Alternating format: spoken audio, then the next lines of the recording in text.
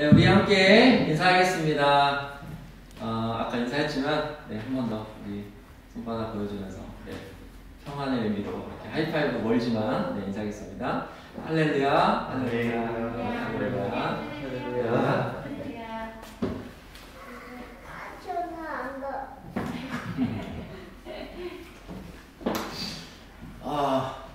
네. 이번 주에, 지난주에 제가 이제 글쓰기가 약해서 글쓰기에 관한 책을 하나 찾다가, 네. 네, 다산의 글쓰기 전략이라는 책이 있었어요. 제가 정약용을 좋아하는데, 다산 정약용이 글쓰기에 대한 이제 책이 있어서 이제 조금 앞부분을 살펴보는데, 3명의 사람을 소개를 하더라고요. 그래서 이들이 이제 글을 잘 썼다라는 그런 소개겠죠. 그래서 3명이 나오는데, 먼저 다산 정약용, 목민심서, 그 다음에 네, 빅터 플랭클이라고 이제 죽음의 수용소에서라는 네, 책을 쓴 사람이 있습니다. 그리고 우리가 잘 아는 안네 프랑크, 이렇게 3명을 소개를 해주더라고요. 근데 보니까 이 사람들이 다 언제 글을 썼느냐? 네, 갇혀있는 상황, 전쟁 속에서, 그 다음에 고난받는 가운데 글을 썼더라고요. 그러면서 제가 3명 외에 한 명이 더 떠올랐어요. 오늘 본문이 안 나왔죠? 네, 로마서인데, 로마서의 저자, 바울 선생님, 우리 아이들이랑 이제 밤에 큐티를 하는데, 이제 선생님으로 돼 있어요. 바울 선생님. 네, 전도사님들, 네, 아시겠지만, 네, 바울 선생님, 이렇게 돼 있더라고요. 그래서, 바울이 떠올랐습니다.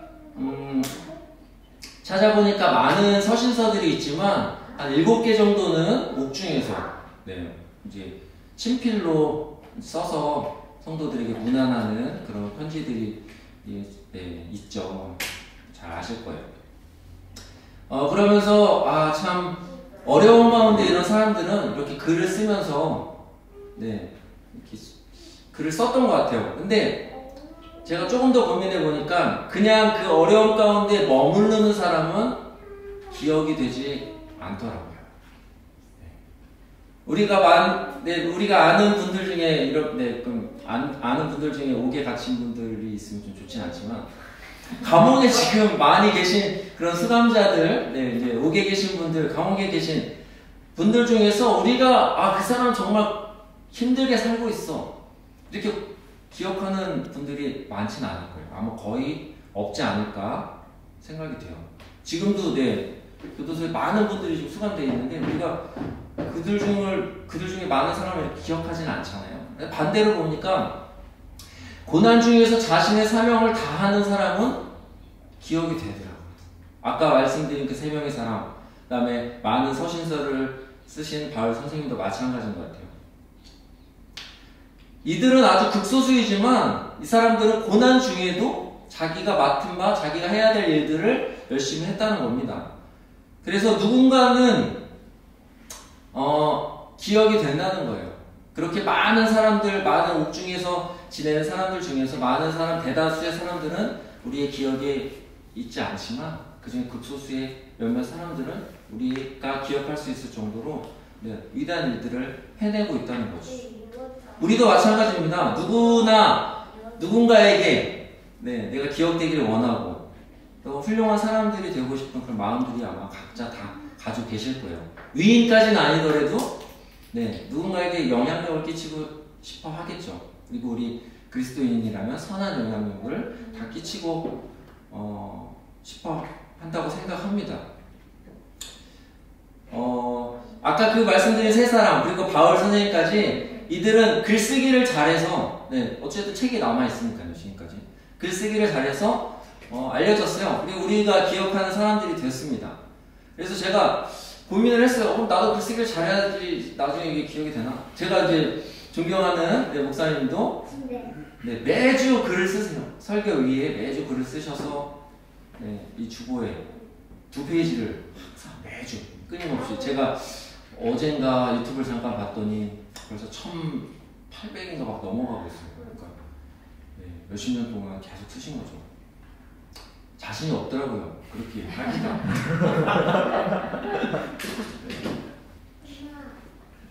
근데 우리가 글쓰기도 중요하지만 우리가 무엇을 해야 하는가 이걸 깨닫는 게 저는 중요하다고 생각해요. 이들 앞서 말씀드린 이 세 사람들은 아마 글쓰기에 재주가 있던지 혹은 글 쓰는 것으로 기록을 남겨야겠다라고 아마 그렇게 결정했기 때문에 그렇게 실천했던 것 같아요.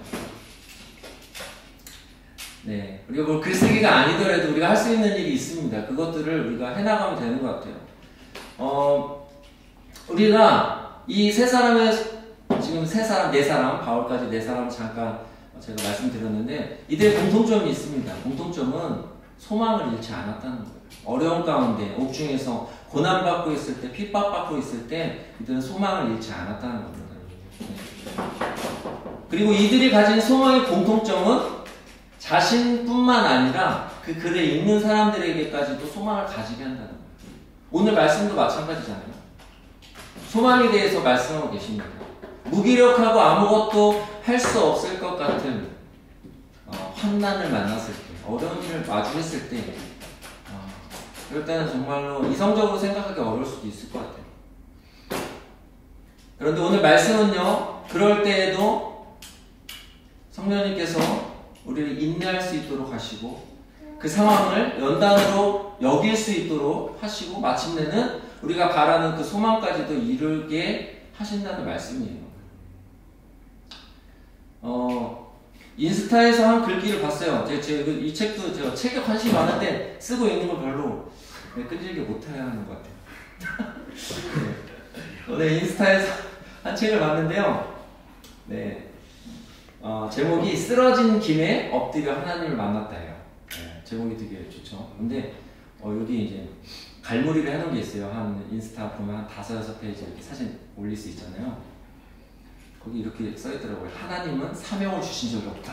그래서 오늘 저는 사명과 어떤 소망에 대해서 이야기하고 싶은데 이렇게 하면 안 되는데 이렇게 생각이 들었어요. 근데 끝까지 읽어봤더니 결국은 하나님 말씀은 결국은 하나더라고요. 연결이 돼 있어요. 각자에게 자리를 주신 것은 일을 잘하라는 것이 아니라 그 자리에서 사랑을 하는 것이다. 이렇게 써있더라고요. 그래서 그치? 맞네. 오늘도 사랑에 관해서 마지막 절에 말씀하고 계시거든요. 본문 5절에 하나님의 사랑이 우리 마음에 부은 바 되었다. 5절에 기록이 되어 있어요. 각자의 삶의 환경이 다 다릅니다. 그리고 오늘 내가 경험하는 삶이 어쩌면 가장 고통스러운 시간, 가장 고통스러운 하루가 될 수도 있어요. 하지만 오늘 말씀에 성령님이 함께 하신다고 말씀하셨어요. 지옥 같은 삶이라도 소망을 갖게 하시고 그 소망은 오늘 말씀에 기록되어 있어요. 부끄러운 것이 아니다. 어려운 가운데 꿈을 꾸면 사람들이 지금이나 잘해라. 뭘 나중을 생각하냐. 이렇게 이야기할 수 있어요. 부끄럽게 생각될 수도 있단 말이에요. 지금 작은 일도 해결하기 어려운데 큰 일을 생각하는 게 어쩌면 부끄럽게 생각이 될 수도 있습니다. 하지만 오늘 말씀은 그 소망은 헛된 바람이나 부끄러운 것이 아니라는 것이죠. 하나님께서 주신 사랑이 우리 안에 있다는 것을 믿으시기 바랍니다. 하나님께서 우리에게 각자에게 다 사랑을 부어주셨습니다. 이 부어주신 사랑을 가지고 우리 각자 있는 자리에서 사명으로 생각하면 어려울 것 같아요. 아까 그 책의 글귀처럼 사랑하는 자리, 내가 거기서 하나님의 사랑을 베푸는 자리로 생각하시고 그러는 가운데 그런 삶을 살아가면 사람들과 또 하나님께 기업이 되는 귀한 삶이 될 줄 믿습니다.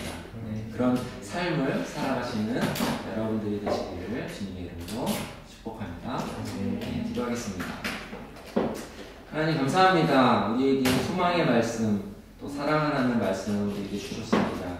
오늘 각자의 삶의 자리에서 어려울지라도 그런 마음이 들지 않을지라도 그런 생각조차 떠오르지 않을지라도 성령님께서 우리의 마음과 생각을 인도하여 주셔서 그리스도인으로 또 예수님의 제자로서의 삶을 살아가는 우리들이 될 수 있도록 인도하여 주셔서 예수 그리스도의 이름으로 기도드립니다.